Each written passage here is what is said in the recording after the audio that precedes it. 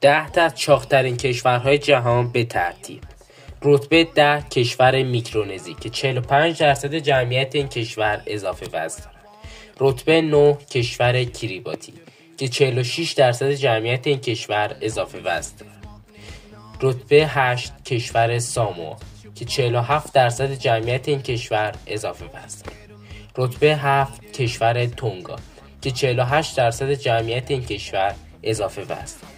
رتبه 6 کشور نیو که نصف یا 50% جمعیت این کشور اضافه وزن دارد. رتبه 5 کشور توالو که 51% جمعیت این کشور اضافه وزن دارد. رتبه 4 جزایر مارشال که 52% جمعیت این کشور اضافه وزن دارد. رتبه 3 کشور پالو که 55% جمعیت این کشور اضافه وزن دارد. رتبه 2 جزایر کوک که این هم 55% جمعیت کشور چاق به حساب میاد.